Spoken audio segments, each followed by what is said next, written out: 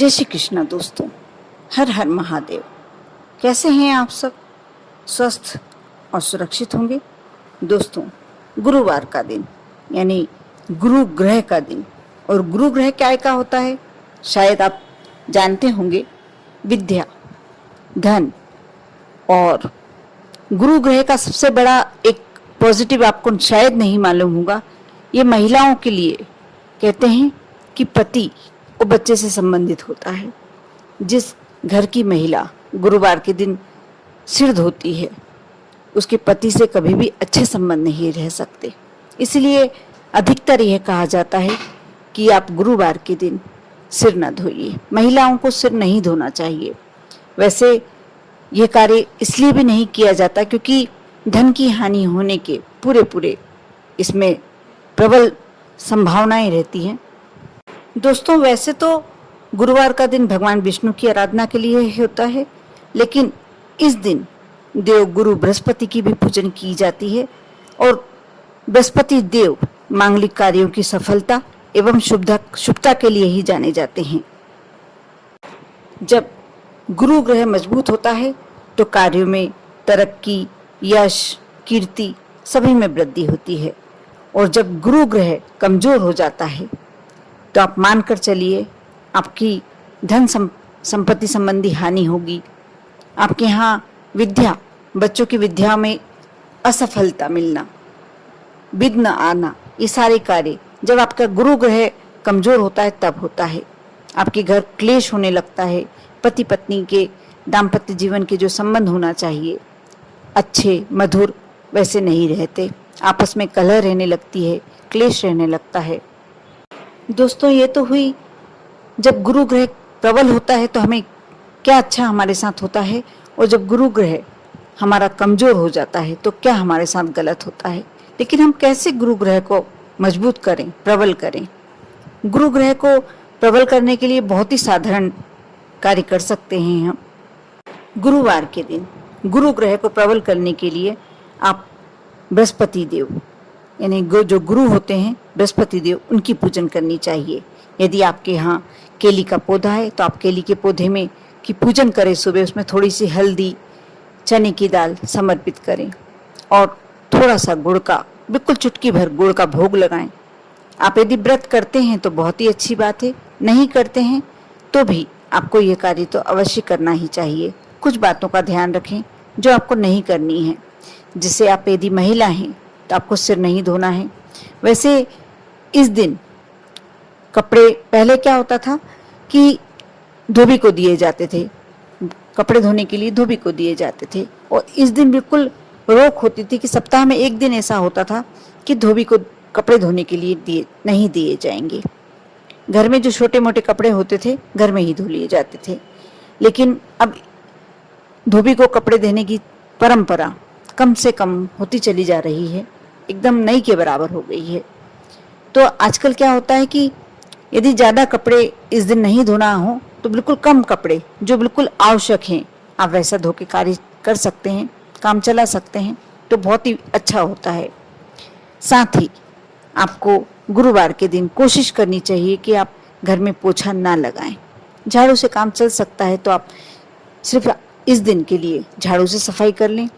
और सबसे विशेष बात जो आपको बिल्कुल नहीं करनी है, कभी होता है हमारे घर के सामने से कबाड़े वाला निकल रहा है, उसने आवाज़ लगाई और हम हमारे घर का पूरा जो कबाड़ा अटाला पड़ा हुआ होता है हम देने को तैयार हो जाते हैं। बिल्कुल नहीं। इस दिन मकड़ी के जाले भी नहीं निकालना चाहिए। कोई ऐसी एक्स्ट्रा सफाई जो हम किसी दिन करने की सोचते हैं गुरुवार के दिन नहीं करनी चाहिए। विशेषकर यानी एक तरह से मैं कहूँ तो घर को हल्का नहीं, आप सफाई करते हैं तो आप सोचते हैं कि घर हमारा स्वच्छ हो जाएगा, हल्का हो जाएगा। नहीं, गुरुवार के दिन ये कार्य नहीं करना चाहिए। इस दिन के लिए, इस कार्य के लिए शनिवार विशेष दिन होता है। और यदि अमावस्या को ये कार्य किया जाए तो बहुत ही अच्छी बात मानी जाती है। लेकिन आपको गुरुवार के दिन अपने घर से अटाला, कूड़ा करकट नहीं निकालना चाहिए। साथ ही घर के पुरुषों को दाढ़ी नहीं बनाना चाहिए और नाखून नहीं काटना चाहिए। ये बहुत छोटी छोटी बातें हैं। यदि आप इनका ध्यान रखते हैं, क्योंकि आजकल के बच्चे सुनते नहीं हैं, आप मना करते हैं तो भी वह सिर धोना है या नहीं धोना है, लेकिन ये गलत है।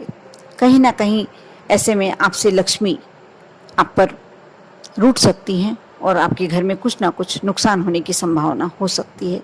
इसलिए ये बात का विशेष ध्यान। अब आप कहेंगे कि क्या करना चाहिए। गुरुवार के दिन हम अपने स्नान के जल में, जिसमें जो विवाह योग्य बच्चे हैं, कन्या या बच्चा लड़का हो और उसका विवाह होने में विलंब हो रहा हो, चुटकी भर हल्दी, और घर के यदि सभी व्यक्ति अपने स्नान के जल में थोड़ी सी चुटकी भर हल्दी डाल के स्नान करते हैं तो बिल्कुल भाग्य प्रबल होने लगता है, भाग्य उदय होने लगता है। यदि लगता भी है कि यदि हमारा समय थोड़ा सा खराब चल रहा है, आप ऐसा करके देखिए, कुछ दिन तक कुछ गुरुवार करके देखिए, आपके बिल्कुल भाग्योदय होने के पूरे पूरे संभावना बन जाएंगी। आप शाम के समय केली के वृक्ष में, पीपल के वृक्ष में यदि दीपक प्रज्वलित करते हैं, ये भी बहुत अच्छा माना जाता है, क्योंकि पीपल के वृक्ष में और केली के वृक्ष में भगवान विष्णु श्री हरि का वास माना जाता है, पीपल के वृक्ष में माँ लक्ष्मी का भी वास माना जाता है। जब आप गुरुवार के दिन यह कार्य करते हैं तो माँ लक्ष्मी का आगमन आपके घर में बढ़ जाता है। आप अपने घर के मुख्य द्वार पर ये कार्य भी, आप जो कुछ ऐसे कार्य हैं जो आप रूटीन में बना लें, नियमित करें। आप जब आपको समय मिले, सुबह या शाम को, यदि सुबह करते हैं तो अति उत्तम, नहीं कर सकते हैं शाम को भी कर सकते हैं। आप अपने घर के मुख्य द्वार पर हल्दी का छोटा सा स्वास्तिक बनाएं। यदि 9 अंगल का बनाते हैं तो उससे सारी नकारात्मक ऊर्जा जो होती है घर के बाहर निकल जाती है, और जो बाहर होती है वो बाहर ही रह जाती है, घर में प्रवेश नहीं करती। माँ लक्ष्मी का एकदम से आपको आकस्मिक आगमन होगा आपके घर में, कर देखें। साथ ही आप खाने में, भोजन में पीले कुछ खाने की सामग्री अवश्य बनाएं। कहते हैं गुरुवार के दिन खिचड़ी भी नहीं बनाना चाहिए, ये भी एक तरह का दोष है। खिचड़ी का जो सेवन करते हैं उसका कहीं ना कहीं भाग्य दुर्भाग्य में बदलने लगता है, इसलिए खिचड़ी नहीं बनाना चाहिए। पीला भोजन बनाएं, पीले वस्त्र धारण करें। ये कुछ बातें ऐसी हैं जिसे कर आप अपने घर में सुख शांति ला सकते हैं। और आप यदि गुरुवार के दिन आप पूजन करते हैं, व्रत करते हैं, यदि आपके दाम्पत्य जीवन में कुछ प्रॉब्लम चल रही है, आपस में कुछ ऐसा चल रहा है, तो आप यदि हल्दी अपने स्नान के जल में डाल के स्नान करते हैं, इससे तो फर्क पड़ेगा ही, फायदा होगा ही। आप केली के पौधे में आप दीपक लगाते हैं, दीपक प्रज्वलित करते हैं शुद्ध घी का, तो उससे भी आपके दाम्पत्य जीवन में मधुरता आएगी। साथ ही गुरु ग्रह को प्रबल करने के लिए सुबह स्नान के बाद आप बृहस्पति देव की पूजन करें। साथ ही ओम ब्रह्म बृहस्पतये नमः इस मंत्र का कम से कम 1 माला जाप करें। तुलसी की माला का आप उपयोग कर सकते हैं, बहुत ही फलदायी होती है। आप यदि आपको हल्दी की माला मिल जाए तो ये भी आप लोगों के लिए बहुत अच्छा रहता है। जब आप बृहस्पति देव का जाप करते हैं, मंत्र का जाप करते हैं और हल्दी की माला से करते हैं, आपके जीवन के सारे कष्ट कट जाते हैं। और तुलसी की माला के से आप जाप करते हैं तो आपके जीवन में सुख समृद्धि आती है, धन दौलत में वृद्धि होती है। आप जब तुलसी में सुबह जल समर्पित करें तो अवश्य थोड़ा सा कच्चा दूध पहले समर्पित करें, चाहे 1 चम्मच कच्चा दूध समर्पित करें, उसके बाद जल समर्पित करें। आप देखना आपके यहाँ लक्ष्मी का आगमन बढ़ने लगेगा, आपको रास्ते नजर आने लगेंगे कि कहाँ से लक्ष्मी आ सकती हैं।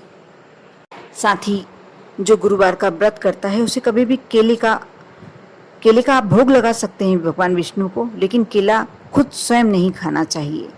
पीले पुष्प चढ़ाएं, चने की दाल चढ़ाएं, गुड़ चढ़ाएं, पंचामृत से स्नान कराएं और तुलसी का पत्ता भगवान विष्णु को अर्पित करें, लेकिन स्वयं केले का सेवन ना करें। ये आप गाय को खिला सकते हैं या किसी दूसरे को दे सकते हैं। कहते हैं जो महिलाएं गुरुवार का व्रत करती हैं और भगवान बृहस्पति की पूजन करती है, भगवान विष्णु की पूजन करती हैं, उनके सौभाग्य में वृद्धि होती है, उन्हें अखंड सौभाग्य का वरदान प्राप्त होता है और जीवन की सारी समस्याएं स्वयं सुलझती जाती है। जिन लोगों के विवाह में विलंब होता है उन्हें भी गुरुवार का व्रत नियम पूर्वक करना चाहिए। जो कहते हैं कि ये भी कहा जाता है कि जो अलूने व्रत, गुरुवार के कुछ अलूने व्रत भी किए जाते हैं जिसमें बिना नमक का भोजन किया जाता है। यदि वह करते हैं तो गुरु प्रबल होते ही शादी की बात पक्की हो जाती है। बहुत छोटे छोटे से उपाय हैं, लेकिन आप यदि अपने जीवन में धारण करते हैं, इनमें से जो आपको लगे, जो आपको सरल लगे, वैसे सभी सरल है, सभी उपाय करने योग्य हैं, लेकिन जो आपको लगता है कि आप ये उपाय नियमित रूप से कर सकते हैं और अपने नियम में धारण कर सकते हैं, अवश्य करें। आपके जीवन को बहुत ही सहज और सरल चमत्कारिक रूप से आपके जीवन में बदलाव आएगा। कर देखें, विश्वास रखें, कोई भी कार्य करें आप आस्था अवश्य बनाए रखें, विश्वास अवश्य बनाए रखें, क्योंकि विश्वास में असीम शक्ति होती है। कर देखें। आप पर और आपके पूरे परिवार पर भोलेनाथ की कृपा हमेशा बनी रहे। ओम नमः शिवाय।